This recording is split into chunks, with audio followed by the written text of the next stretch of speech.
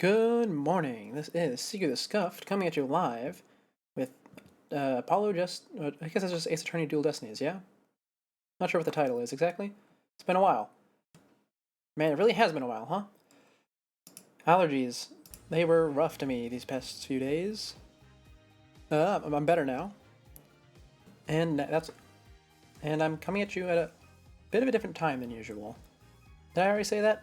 I don't know. I'm a bit out of it, if you can't tell. But we're just gonna do a short stream, finish up this first chapter, maybe talk a bit about, a schedule instead of just having random stream times like this, because I like to make this a bit more routine. And I am a bit busy usually, but I think I can fit in at least 2 hours on weekdays. It's hard to tell. But maybe we'll review this at the end if there's people to talk to. But with that being said, let's just hop right into it. I do not remember the voices I gave the characters while I was horribly ill. So they're getting new voices. I do remember where we left off though. Let's just review this court record, just in case. Okay, so we have Arm. She died presumably in the explosion. I think she was killed by. Well, I know she was killed by Ted. The game showed us that. But I'm pretty sure he came into the courtroom first after the explosion, he said. I'm pretty sure that's when he killed her. Yep. He probably still has a remote switch on him, which is probably how we're going to catch him. Tonate has the key for the bomb transport. Yeah, everything just points to him. I don't really think there's much to discuss. It's a pretty open, closed case. Alright, let's head into it. This isn't exactly how I envisioned the second day of this trial to start.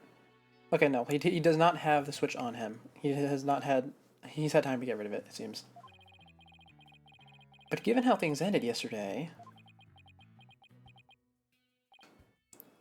Good morning.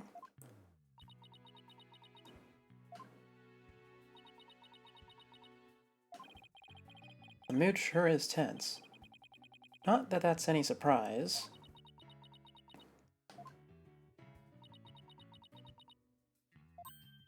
Oh, hey, did you read the paper this morning, boss? Huh? The paper? That came out of left field. You didn't read it? Then you don't know the big news. Somebody spotted an abominable snowman way up in the mountains. Tell me you know the difference between paper and tabloid, Athena. It might show up in the forest where you live, Junie. So you better watch out, okay? Man, the text seems to show up in weird, staggers. Makes it hard to read it as it's coming out. You really should read the story for yourself. I couldn't even begin to do it justice. Justice? Huh? Oh, she's thinking about Apollo, isn't she? Oh, poor Apollo. And it's all my fault. Athena! Oh, Junie, what was I thinking? I'm so sorry. What we found yesterday was not Apollo's dead body, thank goodness. He'd been assaulted by someone with a blow to the head and was lying unconscious. We rushed him to the hospital right away, and it looks like he's going to pull through. I completely forgot that this happened. But it was still quite a shock to stumble onto a scene like that. Is Miss Woods alright, Athena? Well, I managed to get her to stop crying. Now she's resting on that sofa over there. I guess she really feels responsible for what happened to Apollo. Poor Junie. She believes that the reason Apollo was attacked is because he was helping her look for something in that courtroom.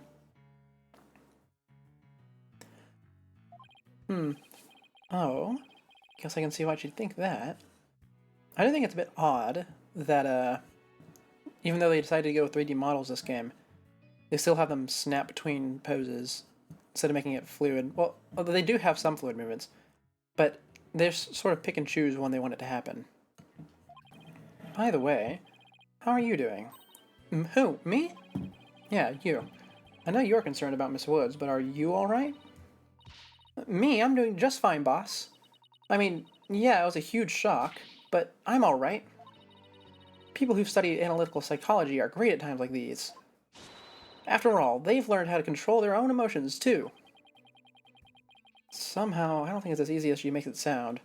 That didn't sound great when I did her voice there, but I think that's going to be a running thing throughout this whole game. Yeah, I suppose that is one thing I want to comment on. I thought I was going to be playing as Athena in this game, since she's on the cover. And we did start as her, but we swapped to Phoenix now. So I don't know if we're going to stay as Phoenix, or if we're going to swap to Athena. Or if we keep swapping between them. I really don't think it's going to be that swapping between them, because they don't really have that, like, synergy to back and forth each other. But I'm interested to see how it plays out. But there's no denying she's a real trooper. Apollo doesn't remember a thing, does he? Yeah, he can't recall anything from the time right before he was assaulted. Nothing about what he was doing in the courtroom number 4, or who assaulted him. The doctor says it's probably due to that hit he took to the head. Assaulted in a court of law and losing your memory at that. I know how that feels. But who in the world would do such a thing, huh, Mr. Wright? Just wait till I get my hands on that coward who hurt our Apollo. Now, Athena. I thought you said you were in control of your emotions. Let's just focus on helping Miss Woods, okay? But I admit, I'm just as upset as you were. Okay, boss, you're right. Apollo's assailant can wait until after we clear Junie's name. That's the spirit. Now, let's see. I'd better check the courtroom record one more time before the trial starts. Earth to Mr. Wright, I'm ready whenever you are. Alright, let's get ready to rumble. You bet. With everything that happened with Apollo, I don't think we have time for a proper investigation. Can't let that stop me, though. I have to get this right, for Miss Wood's sake and Apollo's, too. I read some of those lines wrong. It's fine.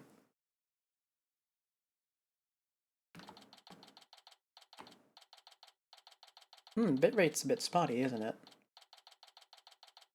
Well, I suppose I should note that my connection, which has consistently been terrible ever since I started doing this, and also before that, I'm going to be getting it fixed sooner rather than later.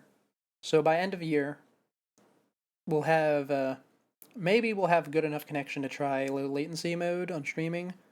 I'm not sure. I tried it once, it didn't go too well. We'll see how it plays out.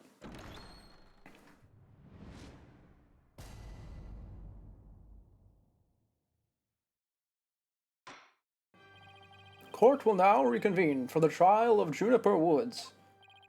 The prosecution is ready, Your Honor. Is that the voice I gave him? I don't remember. The defense is ready, Your Honor. Now then, I believe I instructed the prosecution to further their investigation. Were you able to locate the remote switch in question? I'm afraid the remote switch is still missing, Your Honor. I must say I'm disappointed, Mr. Payne. Not angry, just disappointed. I apologize, Your Honor. Aha! Looks like the prosecution is just as underprepared as I am. Maybe he does still have the remote switch. There's a separate matter, however, that I would like to bring up during this trial. A separate matter, you say? And what might that be? I assume you're aware that another incident occurred during yesterday's trial? I'm speaking, of course, of the assault on Mr. Justice in the ruins of courtroom number 4. Uh-oh. Why is he bringing that up? Yes, what a truly harrowing experience it must have been. Poor Mr. Justice. At the time of the attack, Mr. Justice was not alone.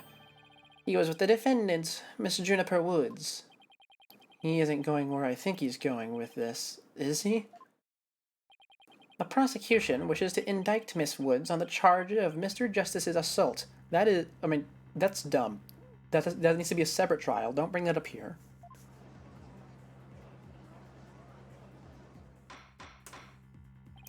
Order! Order in the court. Mr. Payne, the incident under deliberation here is the courtroom bombing. Thank you, Judge. The assault on Mr. Justice has nothing to do with this trial. But I believe there is a connection between this case and Mr. Justice's assault. Please take a moment to consider these facts. Both events occurred in courtroom number 4. This is the location in courtroom number 4 where the unconscious Mr. Justice was discovered. As you can see, it's quite close to where Detective Arm's body was found.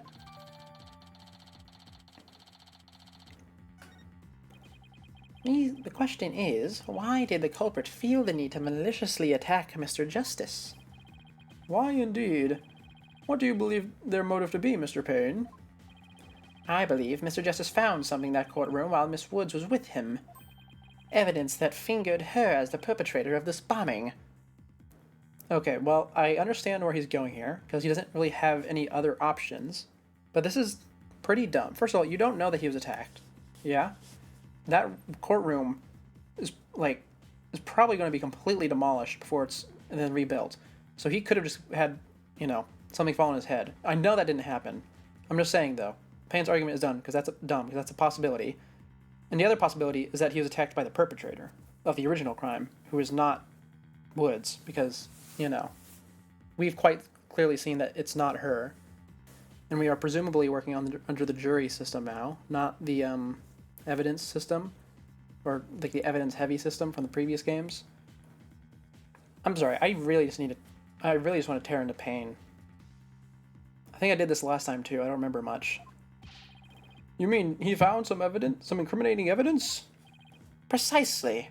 And so I surmise that the defendant picked up a piece of rubble and hit Mr. Justice on the back of the head in order to silence him. Ginny would never do such a thing. She was devastated when we found Apollo hurt like that. Miss Sykes, please control your outbursts. Ahem. It is the prosecution's belief that by deliberating on Mr. Justice's assault, we will draw ever closer to the truth of the courtroom bombing itself. Very well. Miss Woods is hereby officially indicted on the charge of assaulting Mr. Justice. What? Why are you listening to Mr. Toupee over there? Although, considering our conversation yesterday, I think Apollo might have figured something out. I wonder what it was. He told me I'm going to look for evidence to clear your name, Juniper. Man, that text really does come out in a weird way. Is it just consistently slow or something? I can't, or is it staggered? I can't tell. Maybe the two incidents really are related after all. I would like to start by hearing from the defendant herself. Very well. Bailiff, please bring Miss Woods to the witness stand.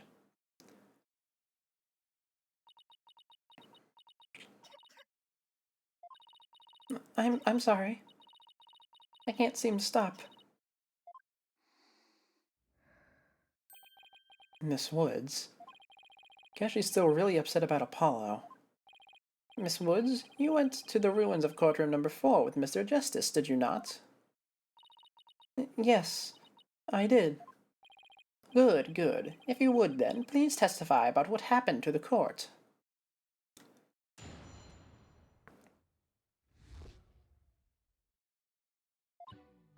During the trial yesterday, I was overcome with a fit of coughing.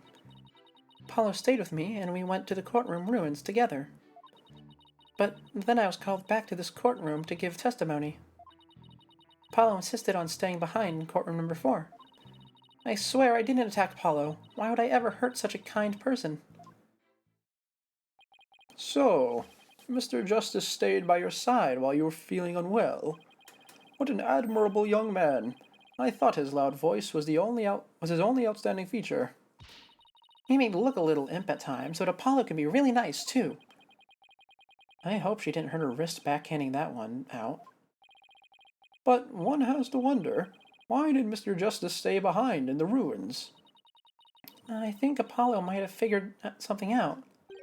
Something? What kind of something? Something to do with the courtroom bombing, kind of something, I think. Oh, new evidence for the case, was it? Now that's a very big kind of something indeed. I believe so. You mentioned looking for some evidence when I was called away. Just as I thought. There is a connection between the two incidents. But the defendant has told a very big lie, Your Honor. What lie is that? When she learned Mr. Justice would be looking for evidence, she attacked him. She attacked him to give herself the chance to destroy that evidence. Man, this Pain is such, like, he's so bad at this. At least the other one actually uses evidence instead of just spewing random garbage. No. I never. Miss Woods repaid Mr. Justice's kindness with violence. Okay, so he's badgering the witness again. This is the second time, I think. And everything he's saying is based on conjecture. I hate this guy. We found the proof of her foul deed in the courtroom ruins. What on earth? Do you see it? There, in front of Mr. Justice's right hand. The witness witnessed the message he left us. It's written in blood. W-O-O-D-S. Why isn't that? That's right, Your Honor. It says Woods in capital letters. What? I submit that Mr. Justice left us with the name of his attacker before he fainted. Was that there when we saw him last time? No, that can't be true. Why would Apollo write my name? Let's look at that. Wrote his O's a bit weird.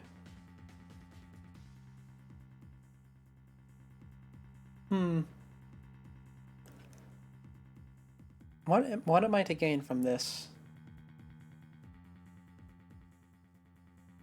Wait. How did he... Where did the blood on his finger come from? I guess he could have touched the back of his head, but... This is such an odd photo. That definitely does not... I mean, that's a really weird way to write a W. I don't think it's upside down. Unless there's more off-screen. Is that what... It looks like there is more off-screen.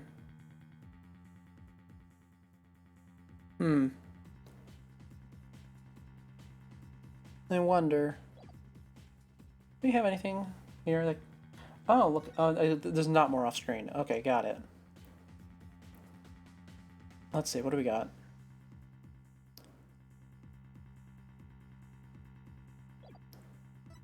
I don't think it's upside down. Can I look at this in 3D? Nope. We're just completely abandoning the 3D evidence, I guess.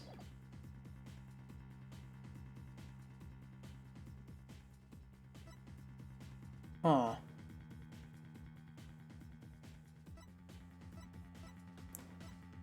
I feel like it has to connect to something. The writing on this seems like it might be it. You have two O's.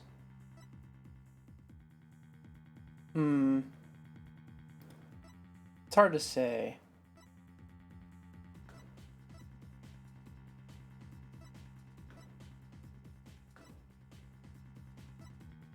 Alright. We'll just move on. Can't just stay here thinking this whole time. Mr. Wright, the nerve of him leaving that message. Why would he do this? Hey, don't take it out on me. I don't understand it any more than you do. Actually, you know what? Quick thing.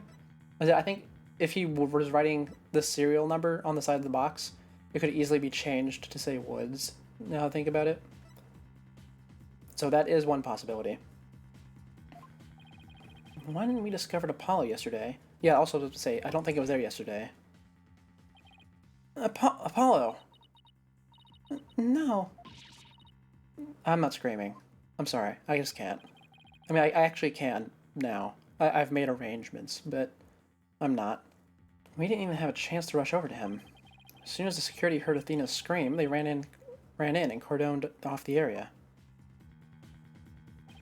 After that, they were in the courtroom with number 4 with Apollo the whole time. We couldn't investigate anything ourselves and had to leave everything to the police. Still, I never thought they would find some bloody writing there.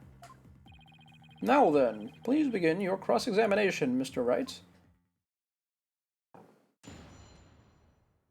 Alright, where do we start on this? Yes, we remember this. Went to the courtroom ruins together.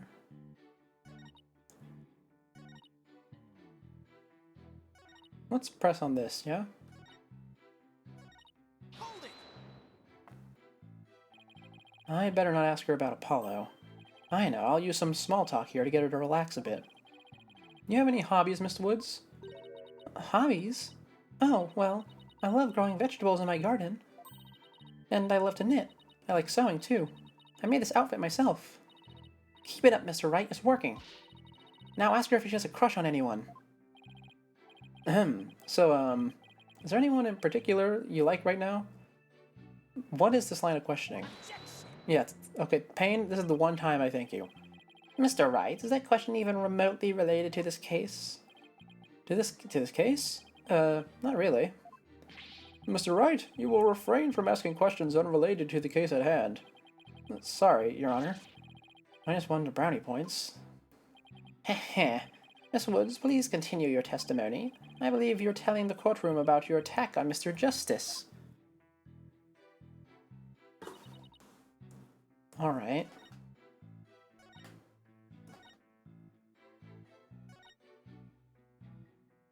Maybe if I press on this still is when she mentions no.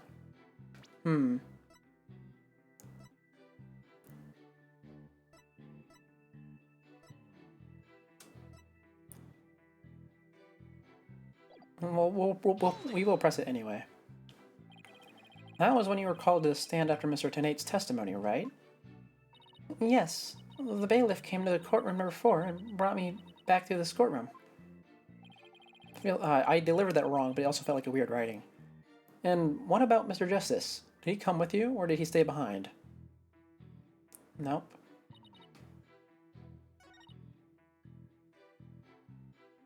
I feel like if I press the last one, she's just going to start coughing. Let's see. I don't think I have anything I can present on her.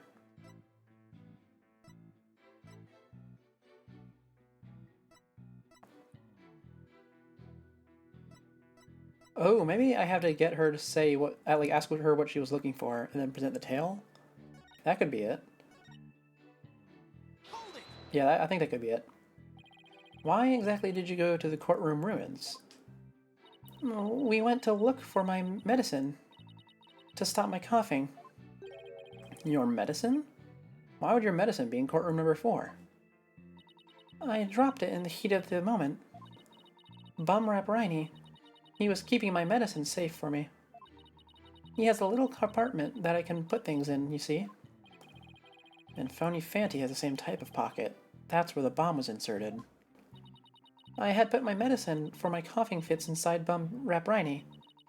When I told Apollo about it, he said he'd help me go look for him. There was so much rubble in there.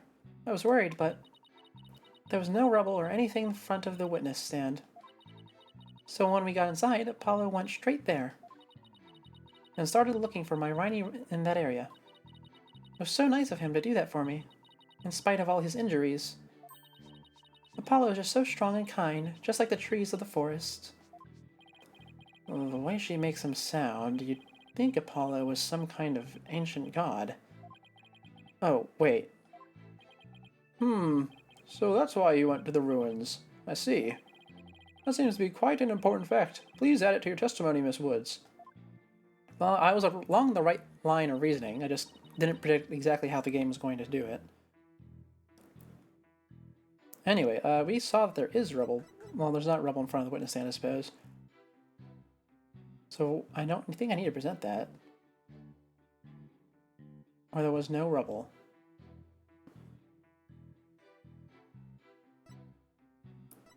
I mean, there's a bit of rubble in the picture, but that's obviously been put there. Feels wrong doing this, but I'm going to present this anyway. Objection! That's it, okay. Oh, I guess she said in front of the witness stand, didn't she? So he started his search with the witness stand, you say? That's right. I guess maybe he wanted to start from the furthest point in the room. He was being so brave. And strong. But that's odd. Under the circumstances, he shouldn't have been capable of that. But he was, and he still is. He might not look it, but he really is brave, and kind, too. No, that's not the part I'm finding fault with. Someone has a crush on Apollo. What are you... What you are claiming is something that no one should have been able to do. But I should think that anyone can be brave and kind if they want to be, Mr. Wright. True, anyone can be brave and kind, but if you would please take a look at this diagram. With the courtroom in this state, how is it possible to walk up to the witness stand? Oh, is that a piece of rubble in front of it? I thought that was like a podium. Not a podium, but like a mat or something. Well, that's my fault for misinterpreting the data. Oh. I see your point. The rubble blocks off the area around the witness stand. Does such a tiny inconsistency even matter? Perhaps the witness is simply misremembering it. No. Great, now I'm not sure so sure it matters. A real man doesn't make mountains out of molehills, you know. But that's precisely what Mr. Wright does best. I call slander, Your Honor. So, was it really impossible to approach the witness stand? I have to say, it's a bit hard to tell with any accuracy just from this diagram. Mr. Payne, do you have any other photos of the crime scene? Or maybe we can just walk over there, since it's, like, literally on the other side of this wall? Let me see, Your Honor. Ah, yes, I have one more. Here it is. It's a more pulled-back version of the photo I presented before. Well, that's really helpful. It's the box. With the bomb. Huh? What's that hunk of metal on wheels? Hold on. Okay, it's key locked. I thought it might be a password. Alright. Mr. Payne, is that metallic object in the photo Mr. Tonate's bomb transport case? That's right. Is there some problem? Ah, yes. That transport case was in courtroom number 4 when the bomb went off. It must have been there ever since. Oh, that's it. Miss Woods, have you remembered something? Yes, I just realized. Its position. It's different from before. Its position? The position of what? The position of that big metal thing. The bomb transport case? Yes. When Apollo and I went there, it was in a different place. Where the case is in this photo... Wait, where the case was in this photo was open space, so it was easy to search the stand. I see. So where was the transport case you and Mr. Justice saw? As I recall, I think it was more to the right. To the right? Then that means... In that case, the case was over there at the time of Apollo's attack. Who cares where the transport case was, then? What difference does it make? Okay, so it was written by written by Ted Tonate. It has nothing at all to do with what we were talking about. Where the transport case was has everything to do with this discussion. In fact, it's so important that it's enough to turn the prosecution's argument on its ear. What? Well, that certainly sounds very relevant indeed. And you sound as though you know where this case was at the time of the attack. Yes, Your Honor. The diagram represents the crime scene as shown in the photo. This is where the transport case was at the time of the assault on Mr. Justice. Alright, I have this. The bomb transport case was here at the time of Apollo's attack. Yep, right on top of the writing.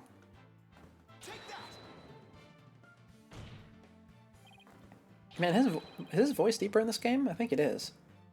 Your Honor, I assert that this is where the transport case was at the time of the assault. Do I have his age in here? No, I don't. But that's... inconceivable. Miss Woods? Was this where the transport case was when you saw it? Yes. Yes, that's where it was. Thank you, Miss Woods. I'm sure the court has noted an interesting fact about this position. The transport case covers up the writing in blood. Exactly. If the transport case was in that position at the time of the assault, then no message could have been written there because the case was in the way. Which leads us to conclude that Mr. Justice couldn't have left that bloody writing. Why should we believe the defendant's claim that the case was in a different position? She's obviously lying.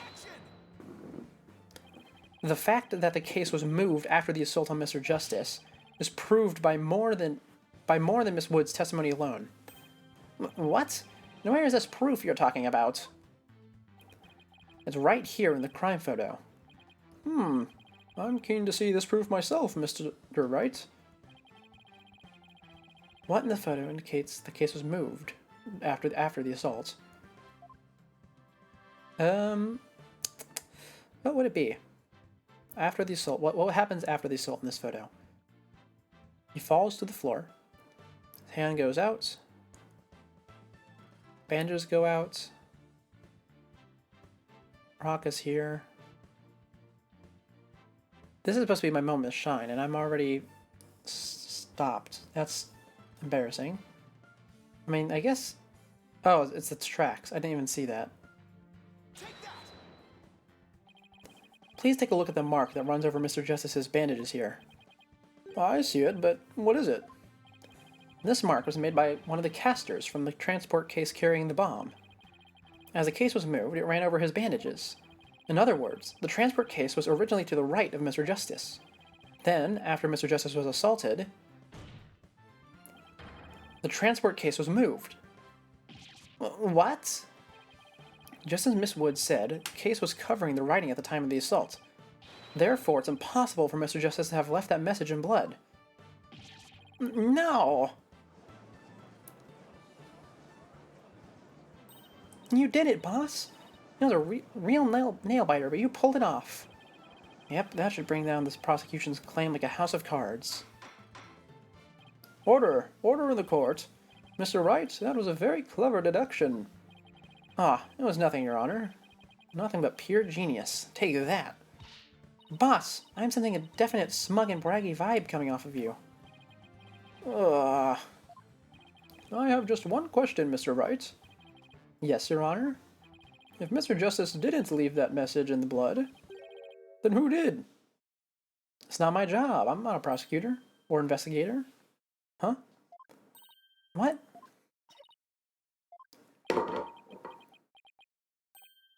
Oh. Well. Looks like I should have taken that train of thought through to the last station. Well, well. I have heard a lot about this. So this is Mr. Wright's famous bluffing technique, is it? Ah, this feeling. It brings back memories of the old days.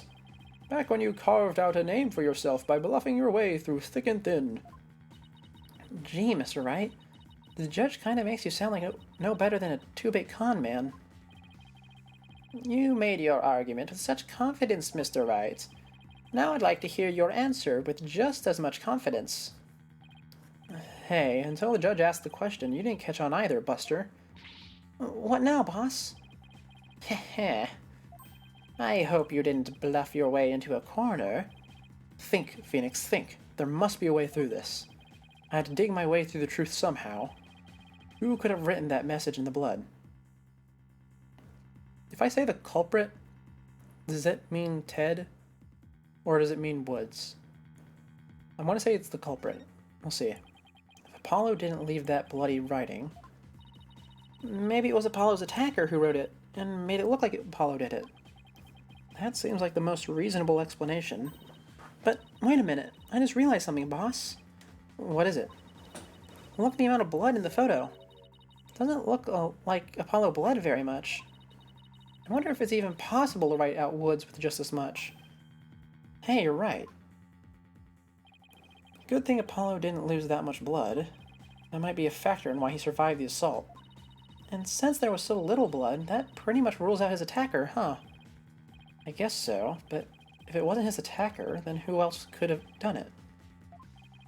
Who could have written that message in the blood? Okay, nope, it wants me to say someone else. Got it. If it wasn't Apollo, who could have left that... If it wasn't Apollo, who could have left that bloody message? It's Ted Tonates. Literally the only other option who's alive. The only one who had time to go to the courtroom. This person left the bloody writing? Then what do you base this claim on? Do I really need to base my claim on something? Boss. Of course you do. Don't tell me you don't have anything at all to back up your assertion. Uh, Nothing in particular, really. That won't do, Mr. Wright, but a penalty will make up for your deficiency very nicely. Wait, really? I mean, he went to the crime scene. So it wasn't Apollo or his attacker. When you think about who it was at the crime scene, there's only one other person who could really be. Oh yeah, wasn't there another person who shed blood at the crime scene? Wasn't... Okay, well, I guess it's the first victim then. And then the cart was moved there to cover it up. Why did she write Woods? Okay, well, I'm just getting more and more confused. To be honest, I don't actually have any real proof of this. But I've come this far, there's no turning back now. Besides Apollo, there was one more person who shed blood at the crime scene. A person who shed blood? You don't mean... Oh, but I do. I believe it was Candace Arm who left behind this message in blood. What? What? Detective Arm? Are you sure you know what you're doing here? Not really. What kind of ridiculous assertion is that? If you had said the attacker left the message to throw people off, it might have made sense. At first glance, that would seem to be the most reasonable explanation. However, Apollo didn't shed enough blood to write such an extensive message. Uh-oh. Oh, I see. Even the photo makes it clear there wasn't enough blood to write all those letters. And Mr. Justice did survive. I suppose he didn't bleed very extensively in that case. But why would Detective Arm write the defendant's name? There's no connection between the two whatsoever. And I didn't even know the lady who was killed. I admit the investigation didn't turn up any connection between the victim and defendant. They had never even met each other. That's very true. Well, then, let's see. Then maybe the intended meaning of the message is not what it appears to be. The intended meaning? Not what it appears to be. Maybe the message was not intended to be Woods. Coming from you, that's quite the bold statement, Mr. Wright. You wish to assert that this bloody writing could have some other meaning? Yes, Your Honor. For something I pulled out of a wormhole, it could turn out to be true, right? Humph. It clearly says Woods, as anyone can plainly see. What other meaning could it possibly have? But Candace Arm was a detective. Maybe Woods only means something only to the police. Like a police scanner code, for example. I didn't think of that. Heh. You may have tricked his honor, but you'll never get the best of me. I have a thing for studying on the weekends, as you may have already guessed. And there is no such radio code as Woods in this state, dear Mr. Wright. Is that a fact? Don't look at me. I know as much as you do about police codes. Enough of this. I was quite taken with the defense's new theory. But if they can't substantiate it with anything, then I must end things here. No, please wait, Your Honor. Very well, but before we discuss this theory any further, I demand a plausible explanation. So, Mr. Wright, what is the true meaning of the bloody writing? Well, I believe it's, And no stalling. If you can't come up with an answer quickly, I will declare this discussion officially over. I'm in trouble now. What other meaning could it have been besides the obvious one? Maybe it means something in another language? Or maybe it's a code. Think, Phoenix. You can do this. Which piece of evidence tells us what the word Woods really means? It's the box, yeah? The bomb transport case? I've had it up to here with your shenanigans, Mr. Wright. Take a look at the numbers on this case, Your Honor.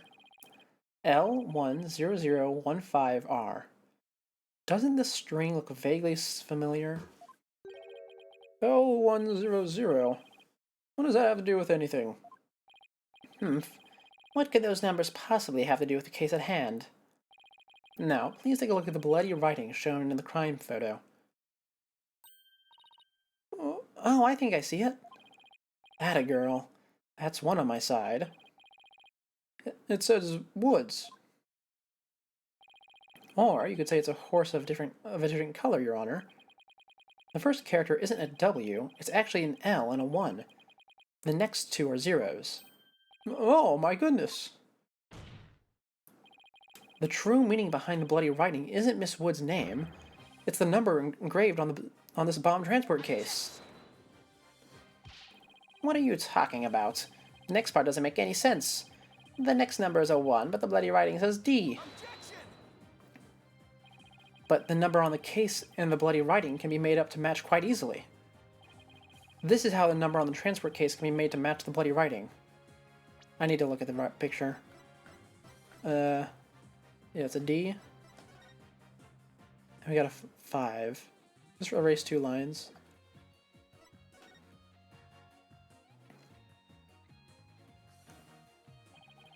Please, erase the third downward stroke of the W and the curved part of the D. Well, would you look at that? Leos? No, Your Honor. It isn't meant to be read as a word.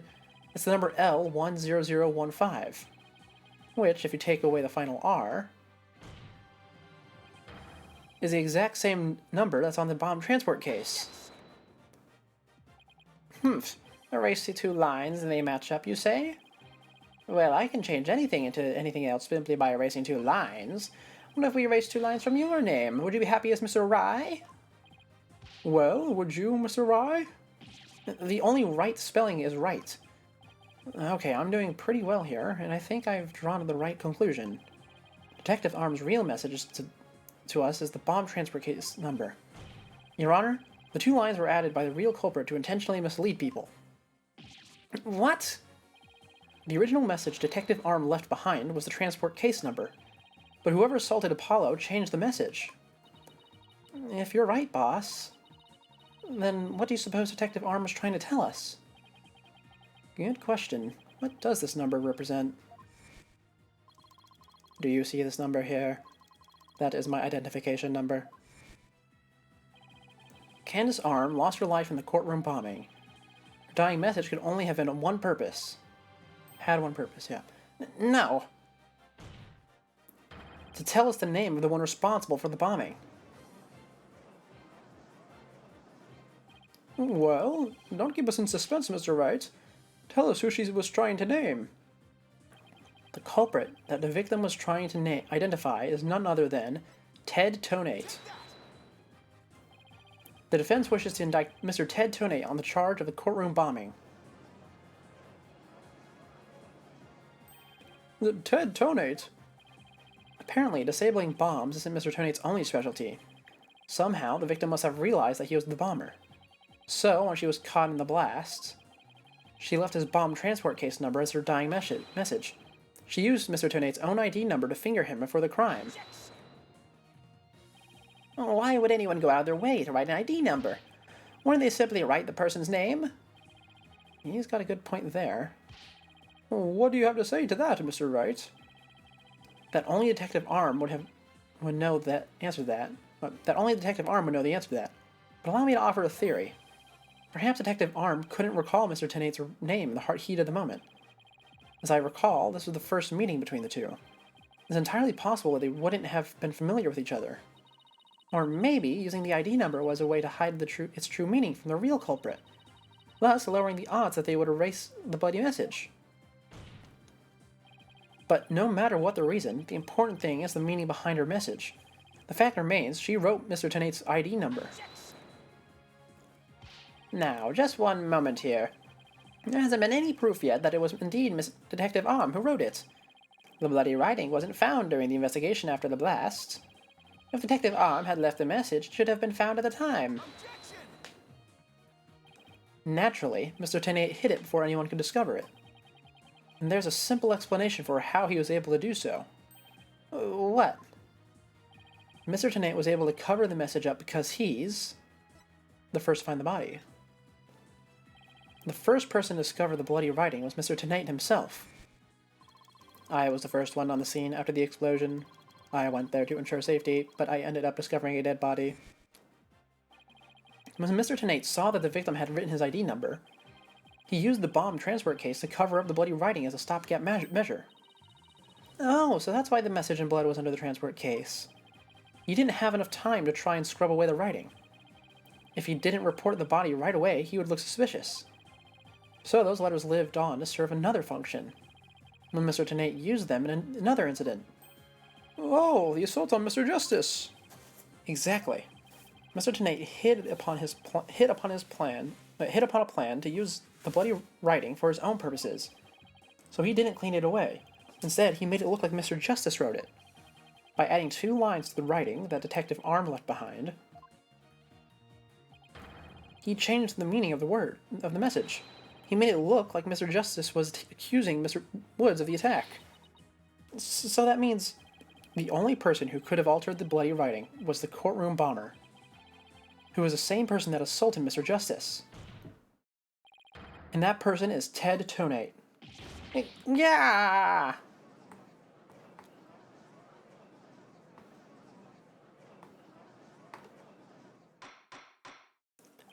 Order in the court. Order, I say. It looks like we will have to hear from the bomb specialist himself. Mr. Payne, please have Mr. Tenate take the witness stand. Yes, Your Honor. That was great, Mr. Wright. Just doing what I do best, which is flying by the seat of my pants. Dismantling the case is yours. Do you think you can handle it? I look forward to seeing you try. I've finally drawn Mr. Tenate back onto the witness stand. Looks like you'll get your wish, Goggle Man. Now watch me take your lies apart.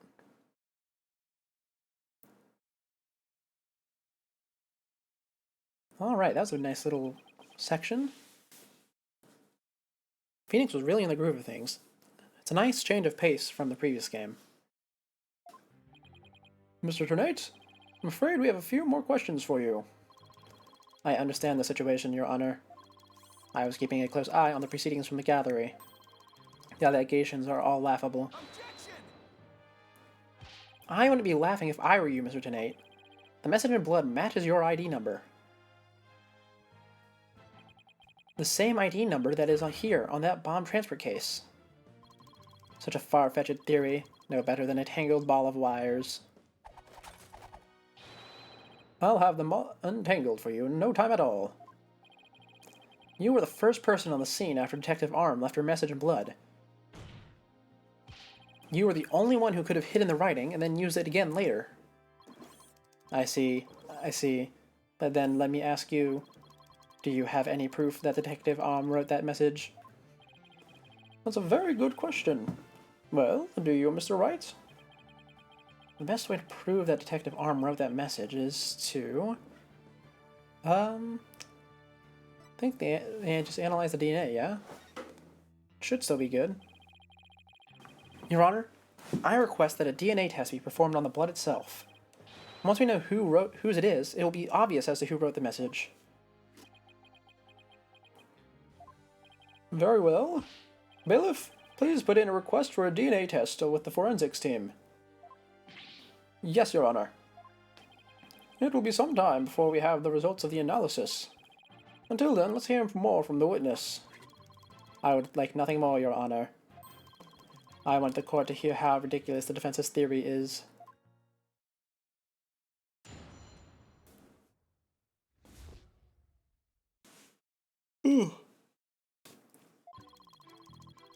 I admit I was the first one at the scene after the explosion, but there was no bloody writing there at the time. Anyway, there was no way Detective Arm could have written it. She struck her head on rubble and died near the courtroom entrance. She was too far away from where the bloody message was found. So, you're saying that the victim's body was nowhere near the writing, where the writing was? Man, I'm still stumbling over myself. How long has this been? I've been going at this 50 minutes. Usually I'm good by now, yeah? Precisely. It is as plain as day that she could not have written it. It's true that the body was discovered near the entrance to the courtroom. Please, have a look at the crime scene photo. As you can see, there is blood on the rubble near the victim's body. She must have died after hitting her head there. Alright, we gotta take a look at that. I see. Yes, yes, let me look at this. Alright. Why'd she have blood on the front? Suppose we'll find out.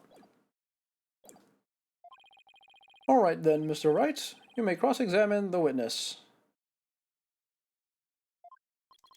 Do you have what it takes to take my infallible testimony apart?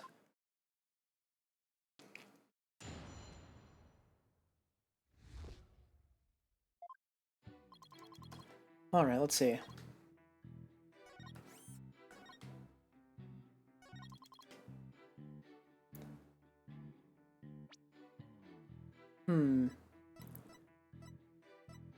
Let's see here.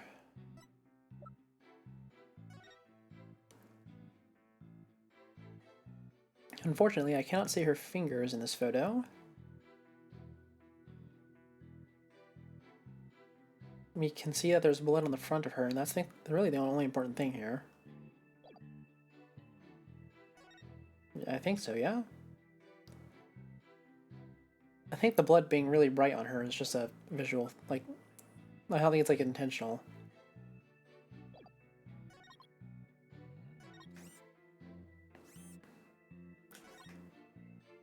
We'll start by pressing this, yeah? Isn't it possible she could have crawled to the area of the bloody message? If that were the true, then how did she return to the spot near the entrance? Maybe she crawled back after writing it. Hey, did this guy just humph me? Would you like to get down on the floor and give us a demonstration of your theory? Huh? No, thank you. Huh.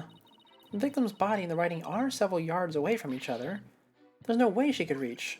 Quite the conundrum.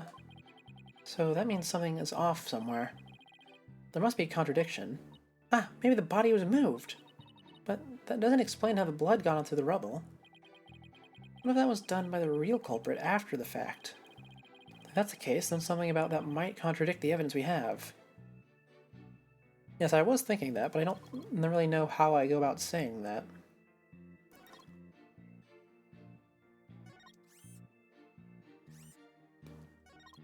Maybe you press here. You were able to tell us even with those goggles on? With these goggles, there is no way I could have missed something like that. I can see quite well with them. In fact, I can see every hair on your spiky head. Oh, you have a few grays, Mr. Wright. What? Poor Mr. Wright. You're always working so hard keeping our office together. Wait a minute. I don't have any gray hairs. Just kidding. I object to the witness's attempt to prematurely give me gray hair. Mr. Tenate, this court frowns upon untoward comments on a person's hair or lack thereof. I'm sensing a great wave of sorrow coming from the judge. My apologies, Your Honor. May I please continue my testimony? That was really not helpful.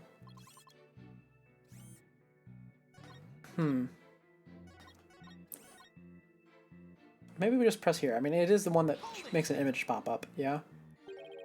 You imagine she was thrown back by the force of the blasts? A bomb can inflict damage not only from the explosion itself, but also substantial secondary damage from the blast wind. The detective arm unfortunately hit her head on some rubble. It is stated in her autopsy report as well. Cause of death, trauma to back of head. Ah, the autopsy report. I'd better take another look at that. Now do you see? Detective Arm could not have written that message. The reason for that being... Oh, okay, well, I guess we will take a look at that autopsy report, yeah? This is the autopsy report? It's an image. Oh, I guess I have to read it out there and read it. Anyway, her finger's clean. Or at least that one is.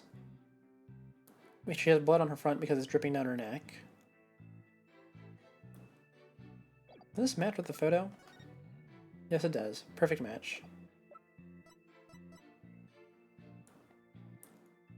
Ah, it's a flat object. Got it. Got it. Oh, I hit the wrong button. Don't make me read the looping dialogue again.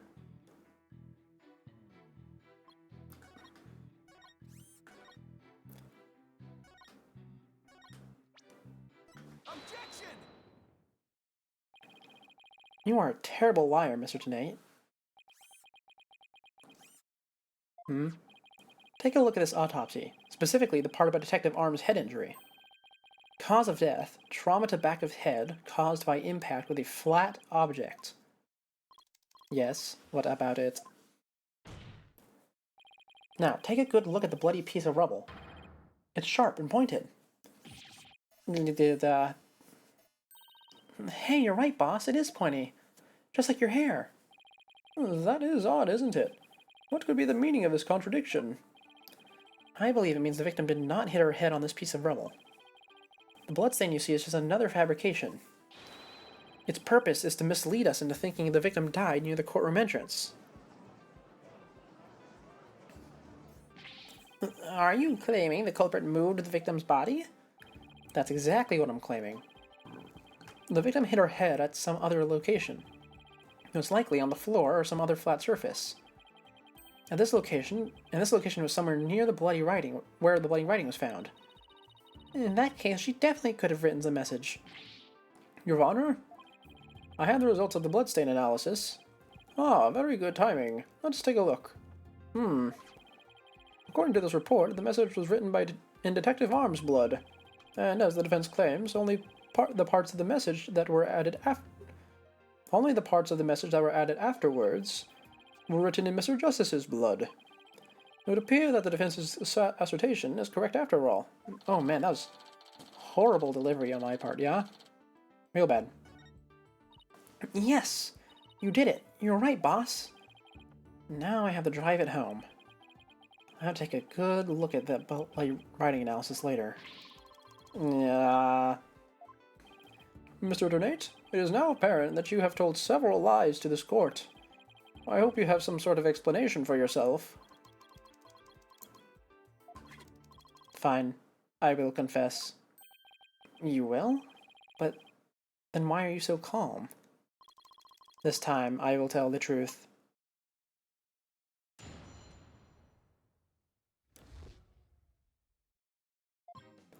It is true that Detective Arm wrote my ID number. She very plainly wrote L10015R. I was shocked. But I did not detonate the bomb.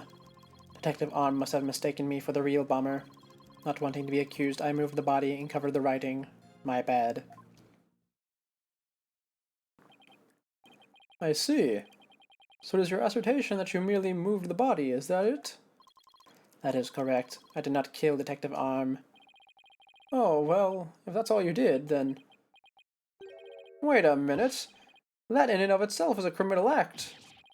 Glad to see you finally crossed that finish line, Your Honor. Very well, then. Your cross-examination, please, Mr. Wright.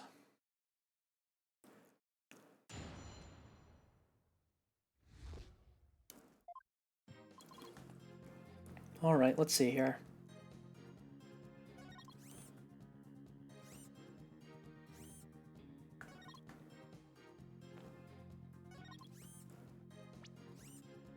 Well, I mean... Until the case was moved. Well, I guess you moved the case. Yeah.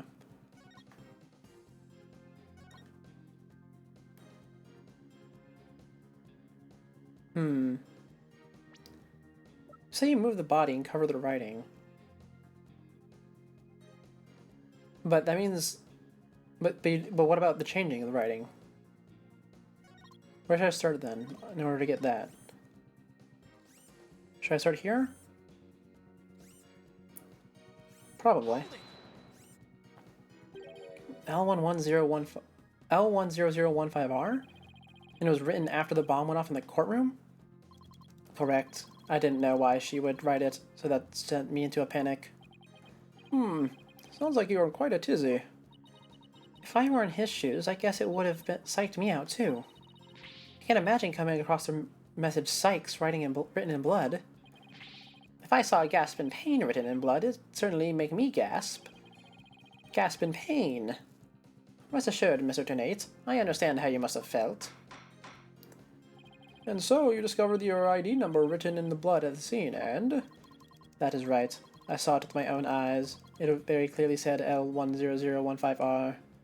See, and that's where I think the contradiction is. But I don't know. Which one do I present? Do I present this diagram? This diagram? Or this one?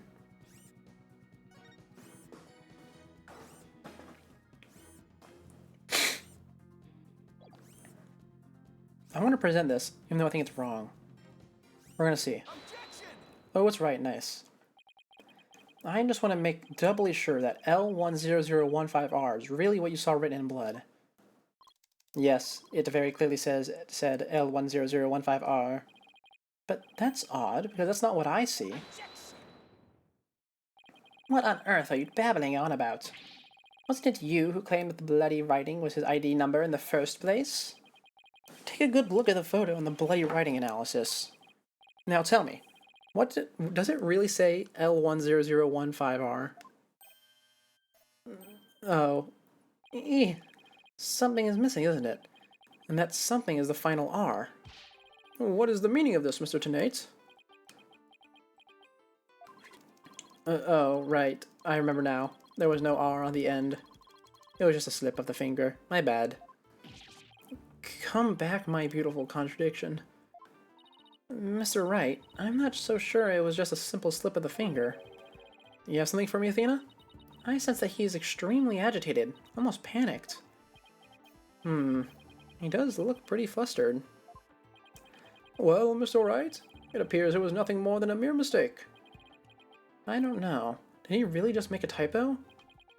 What about that R? Did Mr. Tenate really see it? Did he? Let's take a look at our evidence real quick.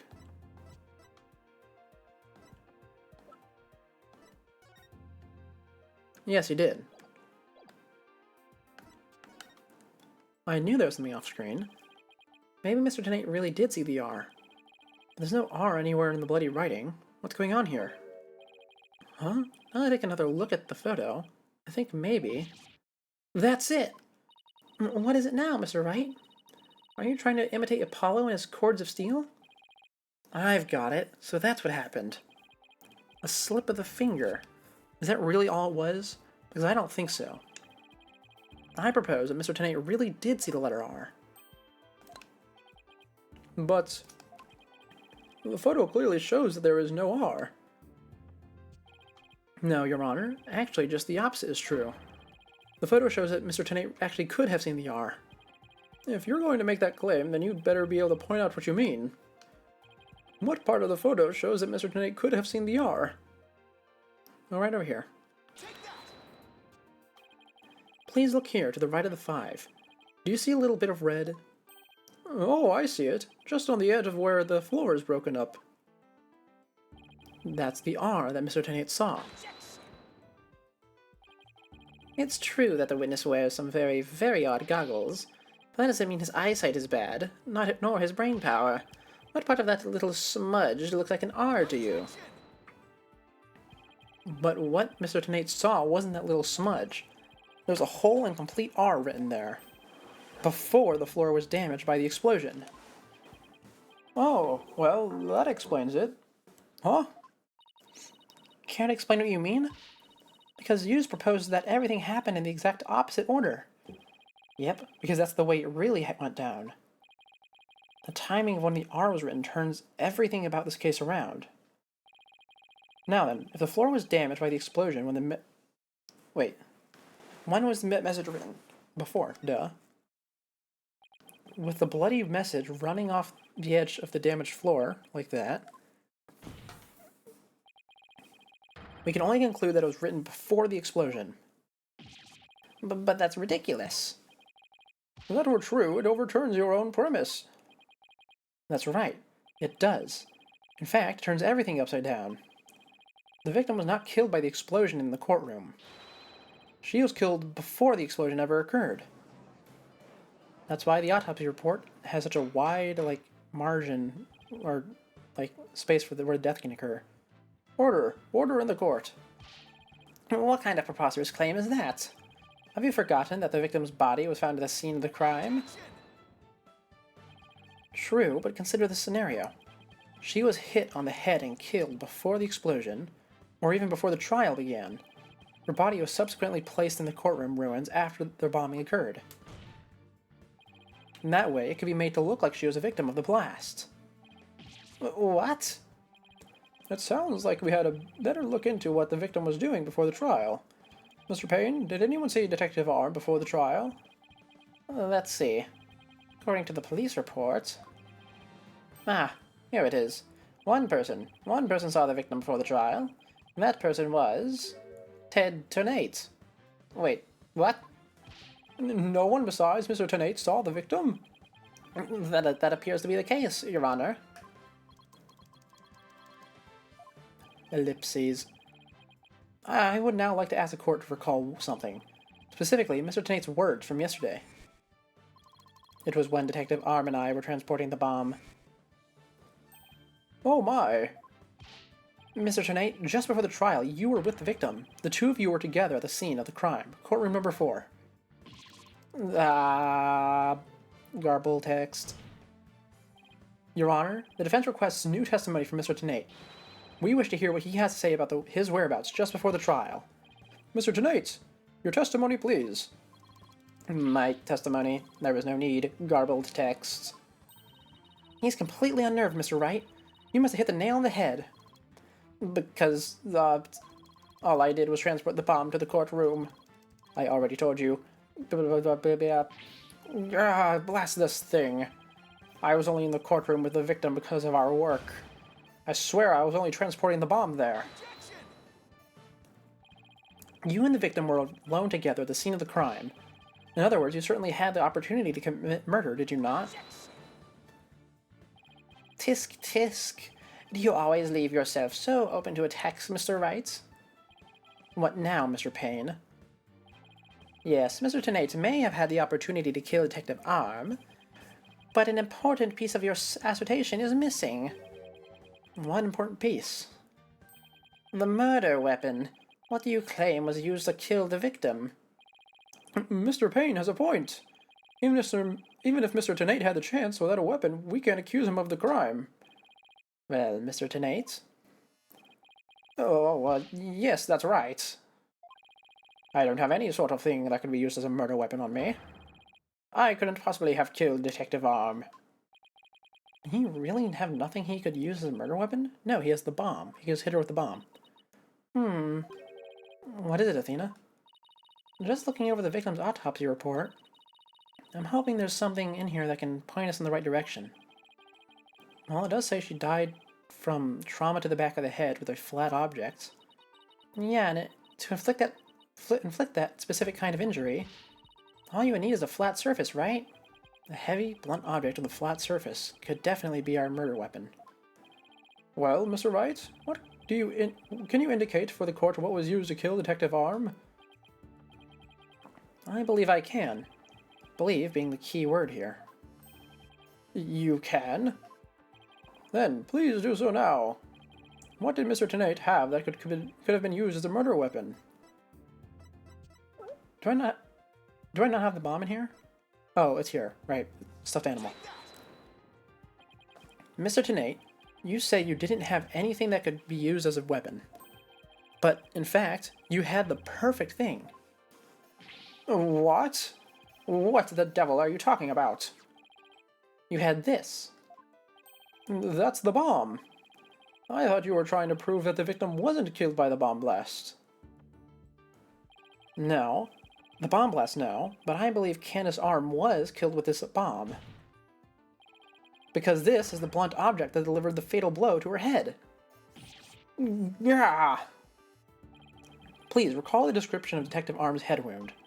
Trauma to the back of the head caused by an impact with a flat object.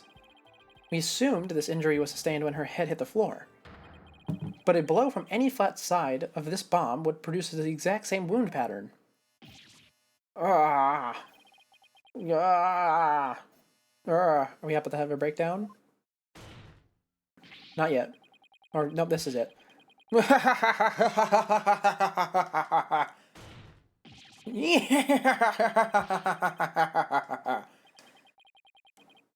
What's with him? Then, show me some proof. Where's the evidence that I hit the victim with the bomb? He's right. I don't have anything decisive. No, but, no, aren't we doing the jury system? I don't need that, right? Did you find any of the victim's blood on the bomb? That would be decisive proof. But too bad, the bomb is blown to bits. It's long gone. Boom! Game over. Yeah. Mr. Wright, is there really nothing on the bomb in the photo? Oh, I suppose there's a crack on it, yeah. I don't see any blood or anything. Wait, the timer display is broken here. Maybe it broke when it made contact with Detective Arm's head. That's definitely a distinct possibility. But unless we find a fragment with the victim's blood on it, it's not going to count. I guess you're right. By setting off the bomb, Tennant managed to obliterate all traces of the murder weapon. What in the world do I do now? Okay, well, let's discuss this for a moment.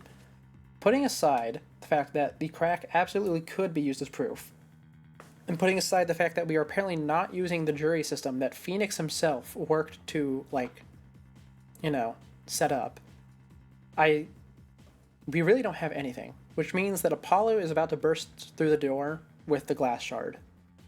Or Miss Woods has it. At times like this, I've got to change gears and look at things in a different way.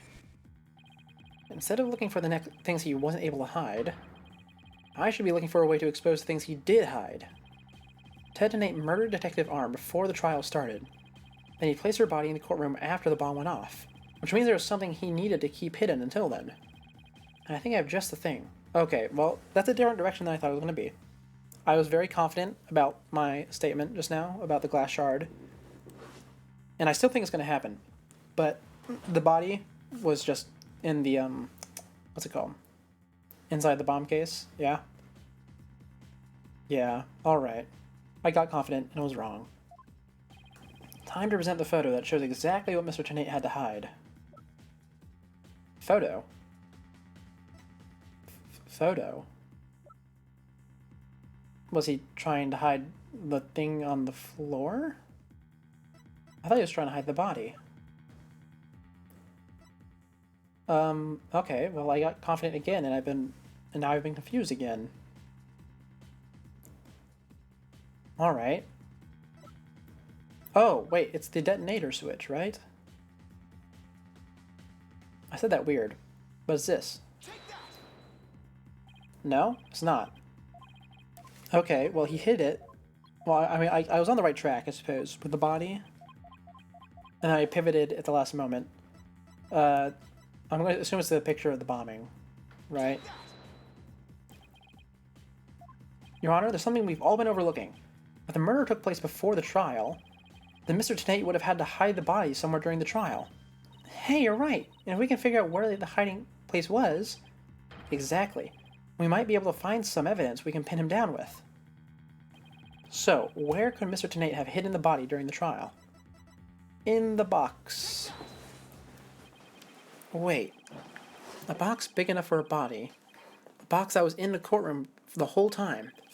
A box nobody would touch if they thought there was a bomb in it. Mr. Tennant? What is it? Do you finally have some decisive evidence to show me? No, you're the one who's going to show it to me. Come again. You heard me. Now, show me what's inside that bomb transport case. What? What? Why? No, there's no need. I've got him now. Just before the trial, you killed the victim with a blunt object. And then you placed her body in the ruins of the courtroom after the bomb went off. Clearly, you were trying to make it look like she died in the explosion. But where was the body hidden during the trial? Oh, I hadn't thought of that. The answer's right here. Inside a box made of a thick alloy plating that can withstand any impact. No, that's, completely false. If it's false, you should have no objections to showing us your transport case. So, let's open it up and take a look inside, shall we?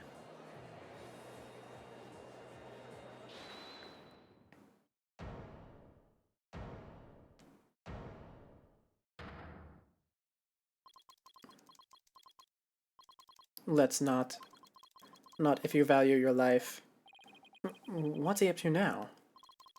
Remain calm and listen carefully. This bomb will detonate in 5 minutes. What? Huh? I repeat, This HH-3000 will detonate in 5 minutes. What's going on? Your Honor, I recommend you adjourn this trial before this bomb goes off. Mr. Tenate, are you threatening me? Heh. I am the only one who can disable this bomb. If you do not want to die, your only option is to listen to me. But Mr. Tenate, didn't you say it's just a training model? A fake to practice on? I did, but I also lied. This is the real deal. This is the HH-3000. But the HH-3000 was used to blow up courtroom number 4. Well, wasn't it? How do you know it was the real HH-3000 that blew up courtroom number 4? Huh? The bomb that blew up the courtroom was a different one. One that I made.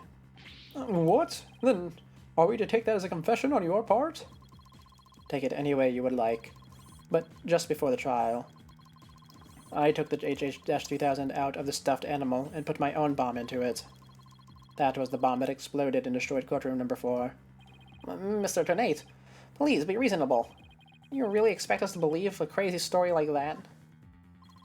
The HH-3000, it's so unique. I had never seen anything like it. It is so unique that I could not replicate the detonation mechanism. So, I just had to have it. Besides, did anyone look inside the stuffed animal during the trial? Did anyone check to see if it really was the HH-3000 in there? I must confess, no one opened the stuffed animal to check. So there really is a possibility that the bomb was switched out? No, not a possibility. A certainty. I did it. So he's had a real bomb with him this whole time? You had better get out of here while you can. You do not have much time. Is he about to kill himself? Is that what he's saying? He's letting us leave. Order! Order in the court! I'm out of here. It's gonna blow! Run!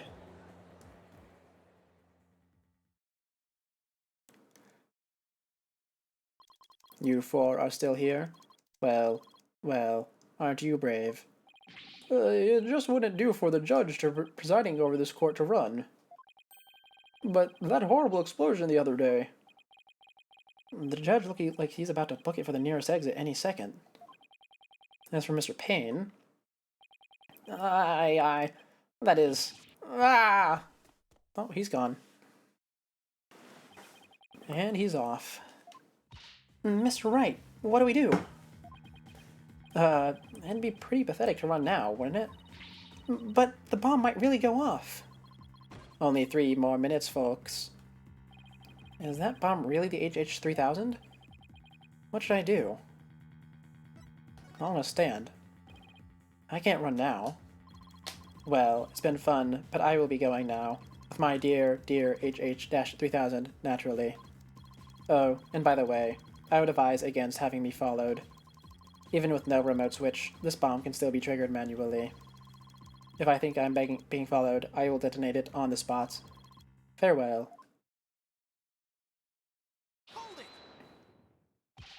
You're not going anywhere, Ted Tonate. Oh. Your Honor, there's no reason to be afraid. That bomb is a fake. Are you sure, Mr. Wright?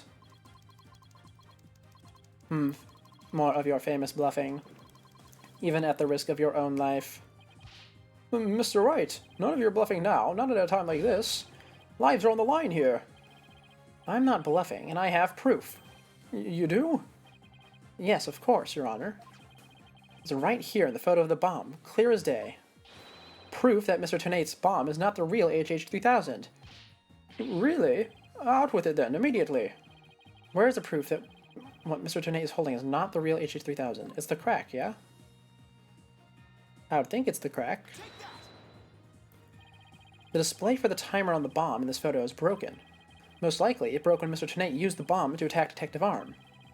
But the display on the bomb in front of us is not broken. Oh, you're right.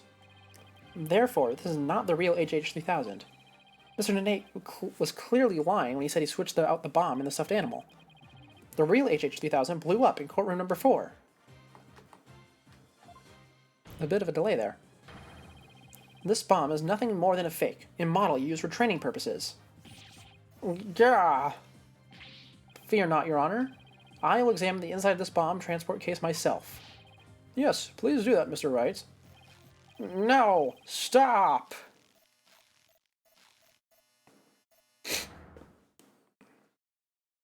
What is that? Is that a bloodstain? Just as I expected. Your lies have all been blown to bits, Mr. Tenate. I'm confident DNA analysis on this bloodstain will confirm that it's Detective Arm's blood. And that those results will conclusively prove that you murdered Detective Arm. Ah. How about it, Mr. Tenate? Think you can dismantle this decisive evidence?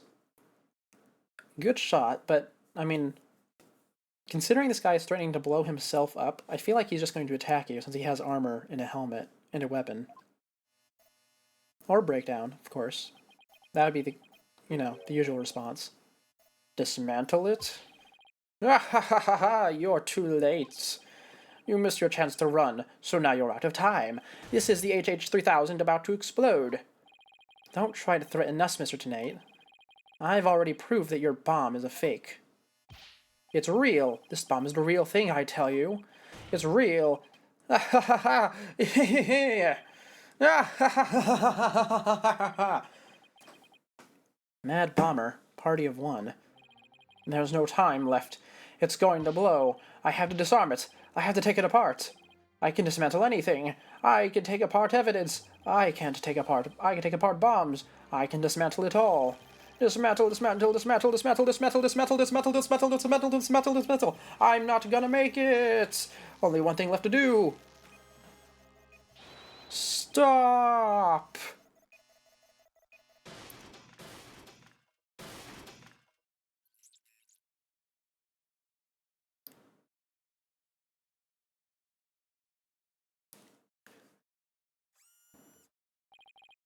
Made it.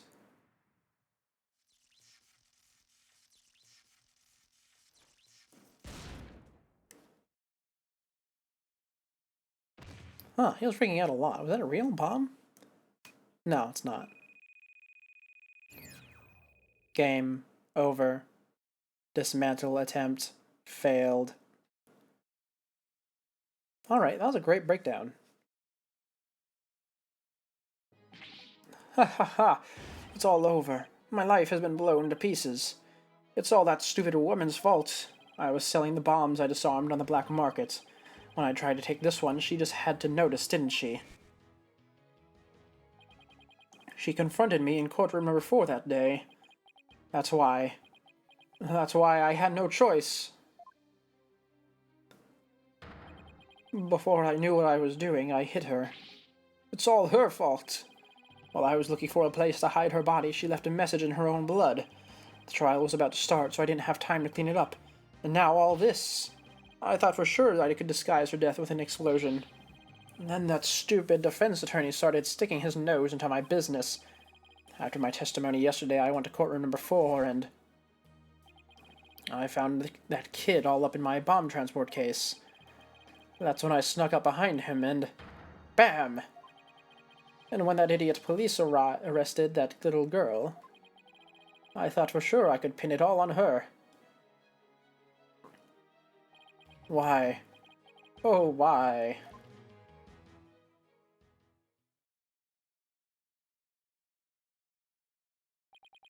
Ted Donate, you are hereby under arrest on suspicion of the courtroom bombing and the assault on Mr. Justice.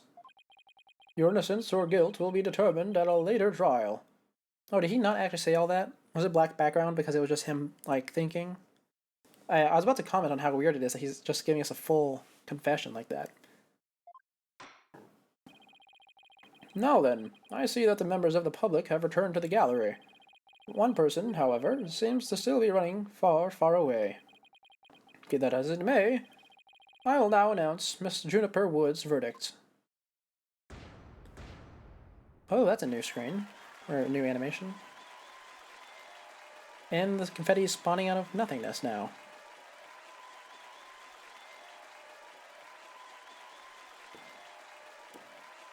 Wow, this is rather drawn out. Court is adjourned. And it has a sudden end. Dang, I don't really like that.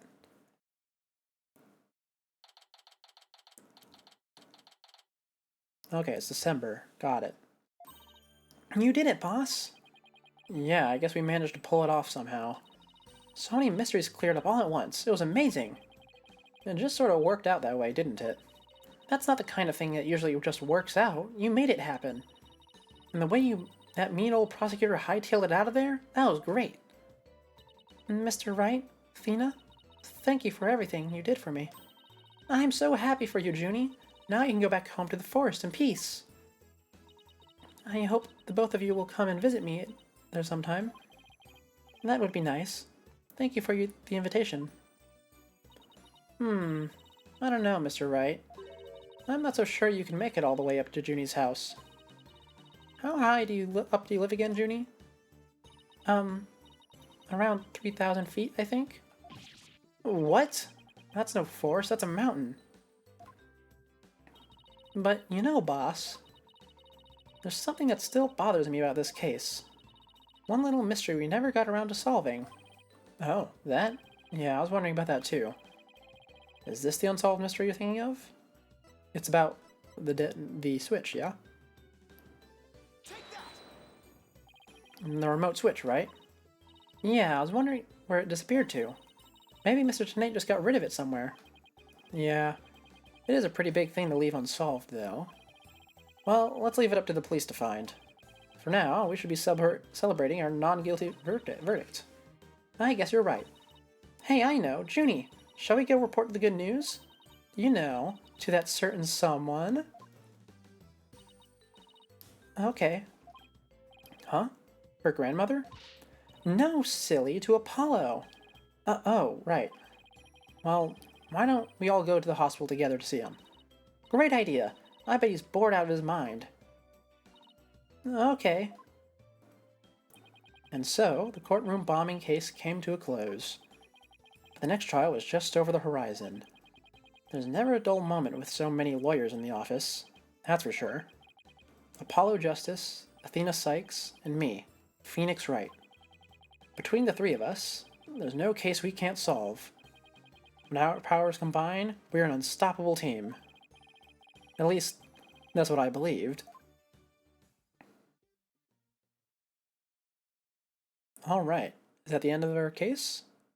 There's no to be continued. But all that changed with what Apollo said to us that day. It was something that would put my faith in us to the ultimate test. Alright, what do we got? It's still the Anything Agency. That's interesting. Is he gonna quit? Sorry, but I'll be taking a leave of absence. Wait, what do you mean by a leave? Can you at least give me a reason why? I can only say that this is something I must settle on my own.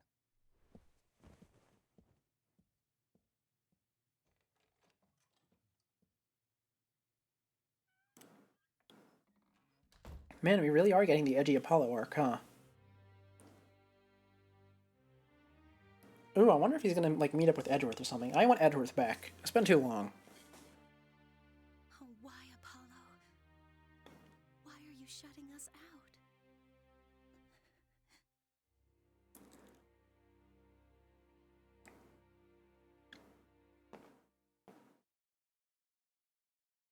Alright, that was a bit odd.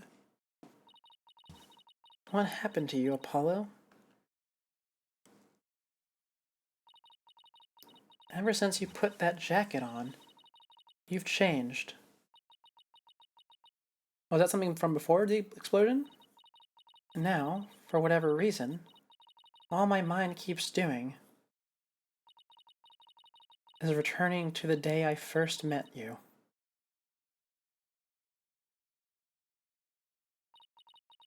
We had tackled our first case together, he and I, this past spring.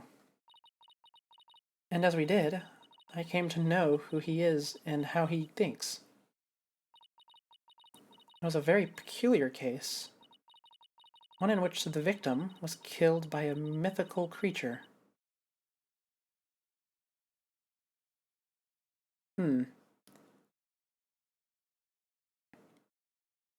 Is that going to be a supernatural element, perhaps? Oh, this is the end screen. Here we are.